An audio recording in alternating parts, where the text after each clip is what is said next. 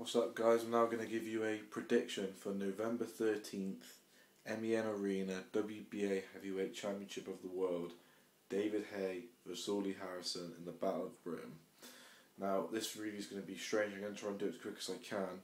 So on the description box, I'm going to tell you if you want the prediction to fast forward to a certain bit in it, because I just want to start off with saying why this fight is happening, because a lot of boxing purists don't want it to happen or think it's a silly fight, and then I'll give you a prediction for both fighters, and then I'll give you what I think is going to happen. Basically, first I'm going to start off with why this fight's happening. Now, you look at this, now, obviously everyone, including me, wants Haye against Klitschko.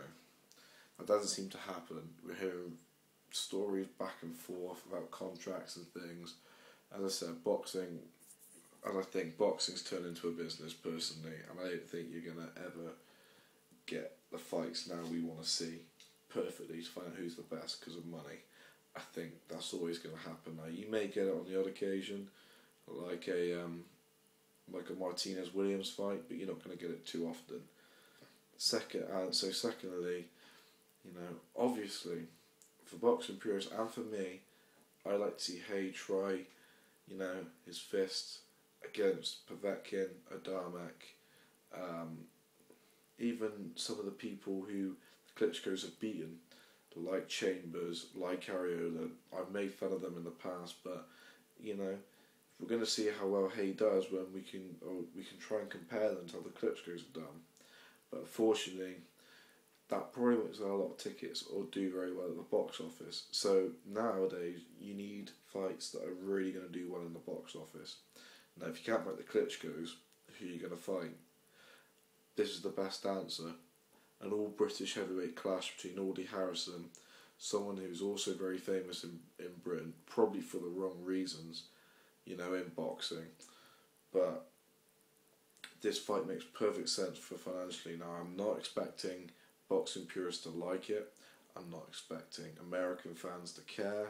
I'm not expecting Ukrainian fans to care who follow the Klitschko. I'm not expecting boxing fans around the world to care. But this is a hell of a fight. This is going to be a superb fight. It is, for Britain as a whole, this fight is going to capture the imagination for Britain, and that's why this fight is taking place. Now, you can call it, like Klitschko called it, Battle of the London Belts, you can call it that, but this is going to make much sense at the box office, and the same with people in Canada. If you can get a Bute Pascal fight going, imagine the noise it's going to create in Canada. I know Bute and Pascal are much better than Audley Harrison is, but it's along the same wave. It captures the imagination, and that's what this fight's doing. Everyone around Britain's talking about it, and it's important for boxing, especially it's a big fight for Britain, and for British boxing, because it puts British boxing back on the maps, and we can get more articles in the newspapers and things like that, and give it more spin than I think we've got at the minute. That's my rant over on that. So now this is where the prediction starts. David Haye, 124, lost 1, knocked out 22. His only loss came at cruiserweight against Carl Thompson. David Haye, I think, has really impressed me overall in his last 5-6 fights. I think he's really impressed me. I think he's grown a lot. You look at his recent fights, those fights, I think, are better class than Harrison. You look at Jean-Marc Mormec, you look at Enzo Maccarinelli, who, before he lost that, I thought was a very good cruiserweight, and I think, it's a shame what's happened to him. Monty Barrett is a good journeyman, often is a tried and tested fighter for future heavyweights coming up. Nikolai Valuev, who, a lot of people complain about the Valuev fight, but say it wasn't exciting, but at the end of the day, Haye boxed a sensible fight. He did what he had to do to win. Let's not get that twisted. He did what he had to do to win, and I bet the previous 50 victims of Valuev, however many victories he's had, also, Christ, I wish I boxed like that. It was a sensible fight. He did what he had to do to win the world title. He then fought John Ruiz and knocked down Ruiz, I believe it was 5 times, maybe 4, but 5 times, and Ruiz hadn't been knocked down since he lost to David Tua. So overall, the questions you have to ask about Harrison Haye in this fight is, I believe, two things were always going to be asked of him: his stamina and also his chin. Now, his stamina, a lot of people say, I know people have said that if it goes 12 rounds, David Haye isn't going to last there because he can't box 12 rounds. Well, he hasn't needed to, and if you look at his previous two fights at heavyweight, I think he's done pretty well, Yes, he didn't have to do much against Valuev, but he looked fine all 12 rounds, still looked alive. And in the 9 rounds he faced against John Ruiz, when he was fighting at high pace, don't remember, he only dropped off in round 4. And the first 3 rounds when he was trying to give everything to Ruiz, and Ruiz was a tough dog in that fight. So, I personally think that I got no problem with Haye's stamina. I think he'll be alright for 12 rounds. I think he's trained enough and I think he's fit enough to box 12 rounds. His chin, on the other hand, well, yes, he's been knocked down before, but he's always got back up and won, apart from Carl Thompson. So that shows Haye's resilience. The only argument is that we haven't seen Haye tested at heavyweight by a heavy puncher. Valuev's not a puncher, he does like bare sort of claws. I don't really know what Valuev does. And Ruiz has never really been the hardest puncher in the world, So we haven't really seen Haye tested at heavyweight. Maybe Harrison would do that with his left, who knows. But overall, I like Haye's defence. Haye's got great defence. He great head movement. Wriggles around the ring, is quick around the ring. Generally, ducks and dodges from his shots. Again in the Ruiz fight, probably got tagged more than I would like to have seen, but apparently Haye was cut in sparring, so couldn't do sparring and that. So at that point, you have to let him off. But Haye going forward is quick, fast. I'm telling you all the stuff Haye quick, fast. My only issue with Haye is that I think sometimes he throws shots wildly. I think sometimes he doesn't really know what he's going to throw, it just sort of happens. And I think sometimes is that he doesn't quite follow through with the shots, he sort of, throws it, stays there and comes back, if you know what I mean. It's not fluent where you just jab and come back sort of thing. I think sometimes if he throws something and misses, he could get caught by a counter with a quick enough fighter. And I think I don't think Harrison's quick enough to do that though. Moving over to Audley Harrison, 127, lost 4, knocked out 20.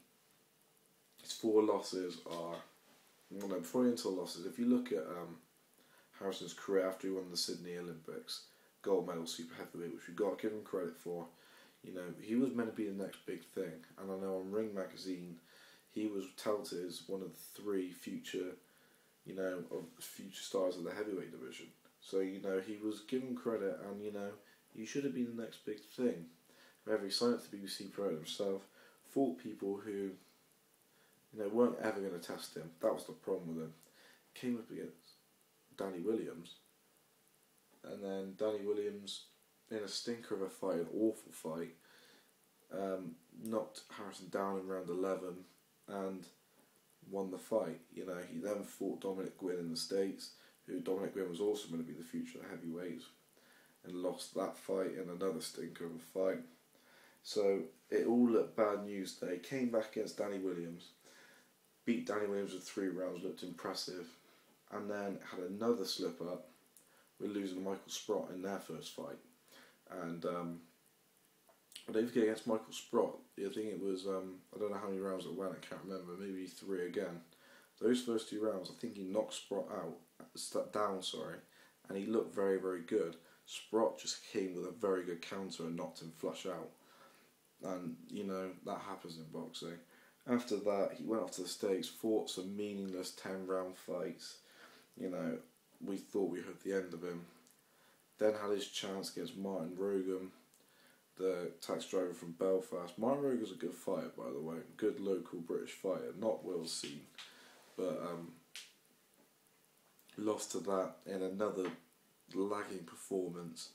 But recently, he won the prize fighter, and also against Michael Sprott, one arm or not, whatever you believe, he threw the left hand and out of nowhere knocked him out. I like to think it's a very good punch, but some people say it's lucky. Who knows? So, if you look at his resume, there's nothing really exciting there. There's nothing worth a world title shot. But you look at it like that, Danny Williams and Michael Sprott are his biggest victories. Nothing really worth that. But, you know, as I said, it's a big fight for the box office, so who knows? Haye and Harrison used to be good friends, which makes it more enticing. Harrison, you know, I think he's not a hard puncher generally. He's more of a sort of jab in your face sort of thing. You know, try to keep you at the jab. He'll just try to jab you slowly. It's not an exciting fight to watch, but he has got this left hand which knocks Sprott out. Which if he throws and hits David Haye on the chin, you just never know what's going to happen. I think Harrison's defence is not the best as well. His arms are quite far apart, so he could get shots in the pipeline. If Haye hits the 1-2 combos, it could be problems for Harrison. My biggest fear for Audley Harrison is him freezing up, like he has done in the past. If he freezes up, he is in big, big trouble. If you ask me, you know, I think he's in big trouble, and I think Haye will get rid of him very, very quickly. However, I like to think Harrison's not doing that. You know, he's always said he's going to be a world title holder one day. He's promised us, and he's got it. And one thing about Audley Harrison is his heart. He has never given up when everybody called him a farce, fraudly. He's never given up, and you've got to give the man really big credit for that. You know, that's an important factor. But when it gets to the fight, will he freeze up? I hope he doesn't. If he does, but this prediction is going to be based on him not freezing up. I think he's got problems with defence. I think that if he, in the prize fight, he knocked everyone down, he got troubled a lot. I think he's in trouble, personally, with his defence. His only way of winning is if there's two ways. He can try out jab Haye, keep him at his distance, but he's not Klitschko. He's not that technically. I don't think he can do that. I think Haye will just duck his jabs and come inside, work the body and the chin. I think Harrison's got to get messy, you know, get in tight, grapple, I try to muscle him, push him, hug him, do whatever you can to get Haye off of his flow and his rhythm. Overall though, I think that Haye is just a quicker man. I think he's smarter than Harrison. I think that he's just more flashier, his hand speed's better, he's just a quicker man. I think overall, I think you'll see a very slow dissection of Audley Harrison. I think that this is what will happen, and I think that Haye will stop Harrison in the 9th round or the 10th round, 9th or 10th round I'm going for. If the fight gets past there, you never know what's going to happen. Puncher's chance and all. You know, we've seen shots before, Buster Douglas and Mike Tyson.